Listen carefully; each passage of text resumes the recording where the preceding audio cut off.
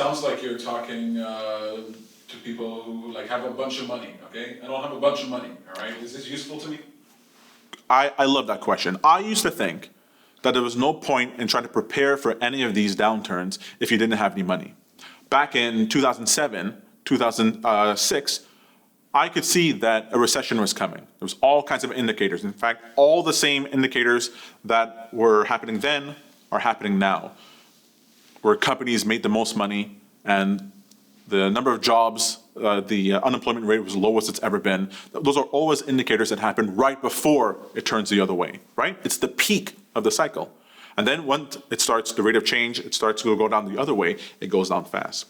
And I had barely any money to call my own back in 2008. And so I completely missed all the opportunities that were there. But with $50 or $100, you can actually turn that into a little bit more. Now, fine. If you have $1 million and you lose 10% inside of a downturn, it's not such a big deal. But it turns out that poor people or people with less money are actually disproportionately disadvantaged by a recession, right? Whereas a rich person who has $10 million might lose 10% of their money, a poor person actually can lose up to 25% of their money because they might be living from paycheck to paycheck. Their income matters more. But also when they're coming out of it, because of the effect of compound interest, if you save a little bit of money over time, you can actually grow that to more and more and more. But here's the thing. People think if I have $100 and I'll put it inside of a savings account and I'll get a 2% interest, well, they don't just want to get $2. To them, that doesn't seem like anything. But the next time you get interest on that, you're getting 2% on $102. And when you keep going further, the amount of money that gets added to your savings increases. And it starts off really slow, and then gradually it increases in rate. I didn't really understand this in 2008, or you know what, I would have saved a lot more money. But this compounding effect is the way that rich people get richer. This is what they do. It's not all the investments that they're making. It's the return that you get through saving money. And the more money you have, the more it generates in interest. This is the key to success for savings. So if you have $100 and you start saving that $100, you can turn that $100 into $200. And to turn that $200 into $4 takes less time. And to turn from 400 to 1,000 takes even less time. You just have to have the right mentality. So it's actually even more important for people who have less money. The way I like to see this is that I like to break down people who have less than $2,000 in savings and people who have more than $2,000 in savings. Why am I saying $2,000? Well, if you have less than $2,000 in savings, you need money in order to pay your bills, buy food, and all the things you need in your daily life. So you can't really lock up your money in places where you can't access it.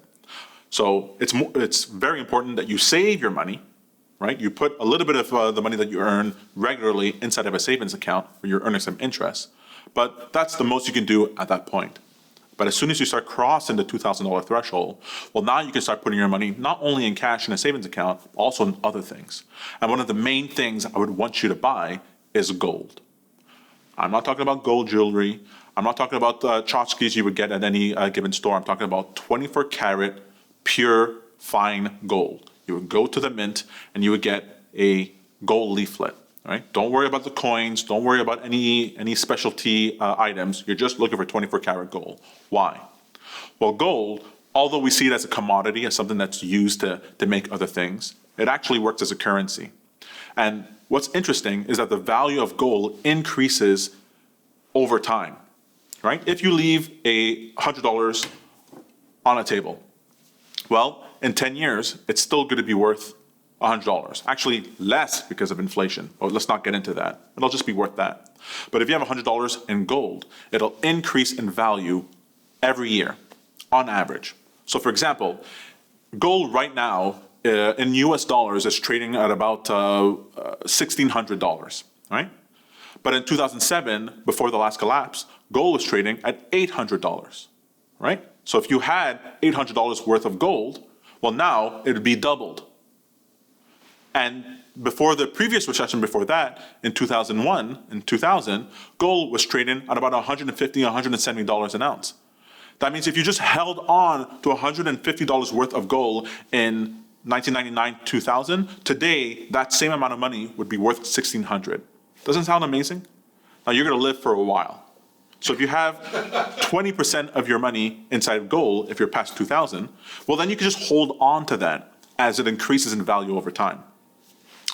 So why am I saying after 2000? Well, gold's expensive, right? You're not gonna go there and buy $10 worth of gold. And also, gold is not very liquid, which means it's not very easy to sell it when you need to. So although the value goes up, if you needed that money today, well, you'd have to dump it. You have to sell it at the lowest price you can. You want to be able to sell it at the best price that you can. So you buy a little bit of gold. You have more than $2,000, put 20% in gold. You keep it somewhere safe. And in 5 years, 10 years, if you need it, then you can sell it. Or after the recession, you sell it at the top in order to invest in different things. But gold is a lifesaver when you're saving. So if I have less than 2,000, I hold on to that money because I need money on hand, and if I have more than 2,000. That's right. So if you have less than 2,000, you want to keep that money on hand, preferably inside of a savings account that gives you any type of return, 1%, 2%, 3%, anything. But it's not, your money's not locked away, but you want to keep earning a little bit of interest on that. And if you have more than $2,000, you want to keep at least 10 to 20% of your money in 24 karat physical gold bullion, somewhere safe. And the rest you keep in cash in order to pay for your things.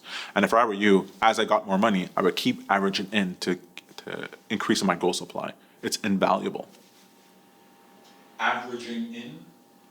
Oh, I'm sorry. Averaging in means you buy a little bit of gold at first, and as you gain more money, you take some of that money and you buy a little bit more gold, a little bit more gold, a little bit more gold. So over time, you're not waiting until later to buy all your gold at once.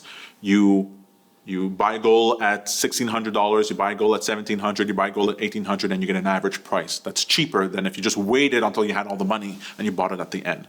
So you actually make a little bit over time.